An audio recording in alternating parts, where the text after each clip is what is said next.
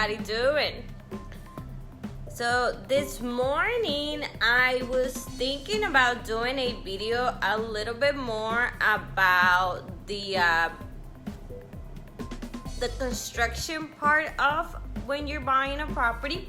So one of the things that I had to learn the good way, I guess, was to understand how to hire contractors. So that's what we're going to be talking about today. That's gonna be what we're going to be so when I started real estate about almost 5 years ago, I did not know what it took, and I did not know how to really construct, and really I didn't know how to hire a contractor. I thought that a contractor was just gonna come in and I was gonna show him the house, and the contractor was gonna be like, oh yeah, I know exactly what you need. But I learned that that's not how it works, guys. You have to understand that when you're hiring a contractor, you have to give them instructions of exactly what are you needing them to do. They know how to do the job, but it's your job to instruct them of what needs to get done for that day. So this is what I have learned. When I initially started, I started with my first property, which was Elvis. That house was a 2-bedroom and 1 bath. And what was happening is that I needed someone to put my roof up. And I didn't know exactly how was I supposed to pay the person, how was I supposed to instruct her.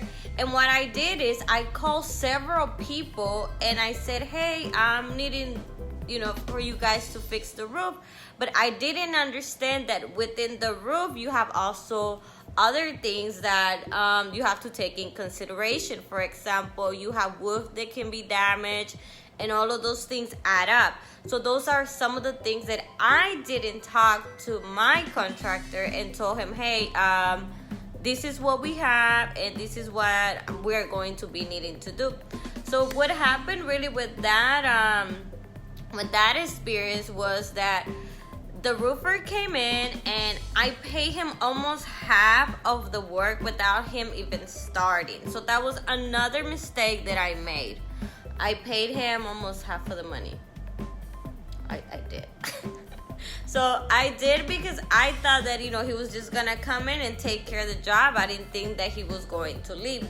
So I did that, and it ended up really bad, guys, because first the guy came in on day 1 and he didn't have no crew. It was just him by himself, and he didn't have the tools. He didn't have anything that he actually needed to even complete the job.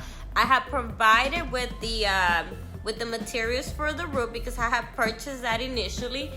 But other than that, he didn't have any tools. He didn't have anything. So that didn't went very well. I ended up having to even help him do the demolition of the roof because I really wanted the project to get completed and I wanted to get done. So I did that. Then he came back like on day 2, and when he came back on day 2, it was still really, really bad. The guy did not understand how to put up the wood. His gun went out, so I had to go to Home Depot and buy pretty much, I rented another one because at that time I didn't want to buy a roofing gun, so I did rent one. So long story short, the roofer never completed the project, guys. Yeah. So he never completed the project, so I had to go in and hire someone else to come and get it completed because it was in December, it was really cold, and I have a roof that is not completed. So what did we learn here? So some of the things that I advise you when you're hiring somebody to work with you is that first, you have to have a plan of exactly what is that person going to do for you, and have it written down. Okay, so that's your number one. Your number two is do not pay them all the money. Don't pay them all the money, because you're gonna end up like me. You're gonna have to hire someone else because they're just gonna run out. So do not pay them all the money. What you can do though is you can divide it in 3 payments.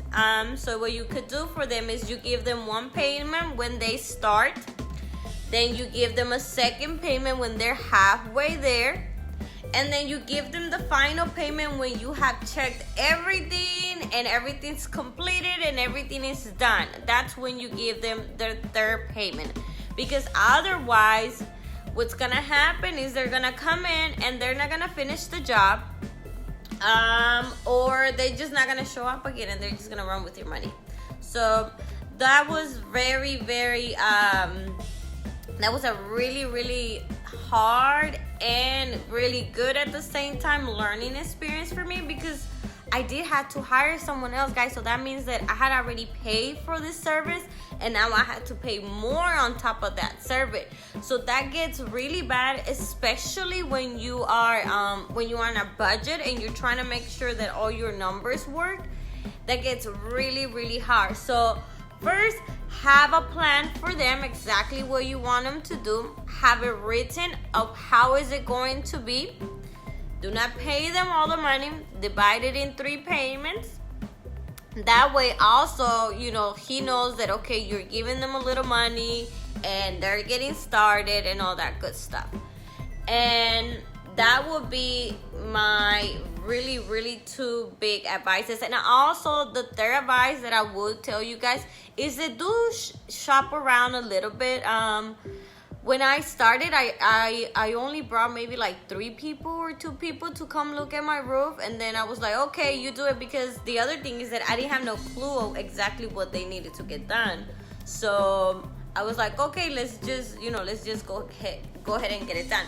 So make sure, guys, that you're bringing a couple of people and that you're listening, especially if you're not familiar with the job that needs to get done. Make sure that you're listening to each one, and most of it, what's gonna happen is that all of them are going to say some of the same thing over and over again, and then you will understand exactly what needs to get done on your roof or your floors or whatever is the project that they're going to be doing. And that way you have to kind of like step back a little bit and then kind of look at your, if let's say that you brought in 3 people, so you will look at 1, 2, and 3, and what you want to do is the person that makes more sense, it's the one that you want to hire. The person that the moment that they came in, they're asking you and they're telling you, oh, this is what we're gonna do. The person that you can tell that has the more knowledge, that's the person that you want to hire as well. So don't end up like me, that I ended up with a half-done roof and then I had to pay more money. And then it was really, really bad because, I was in Christmas time. I had to drive off to go spend time with my family, and I didn't know what to do because I have an open roof and it's not completed, guys. So make sure when you're hiring someone, first you have a plan, and you know exactly what they're going to be doing. Do not pay them all the money, and then make sure that you get at least 4 bids, 3 to 4 bids, guys. And make sure that whoever you're going to hire is gonna be somebody that as soon as they come in, also you don't feel like tight in your in your tummy, that you're not feeling like I don't know about the person. If you get that feeling, that you don't want to hire that person. If you start getting that feeling that I'm not sure, okay, then that's not a person that you may want to work with. You want to work with somebody that makes you feel like, hey, when you're asking questions, that the questions are being answered, especially on projects, guys. So that will be some of the things that that I advise you guys to do, especially when you're hiring a contractor. And be very, very careful and understand what they're going to be doing, guys. If not, you're gonna end up like me again, with no roof. Literally with no roof. Alright, guys, so I will be making more videos, short videos about tips and things that I have to deal with during my real estate journey. And I hope you guys like it, and I'll see you guys on the next video.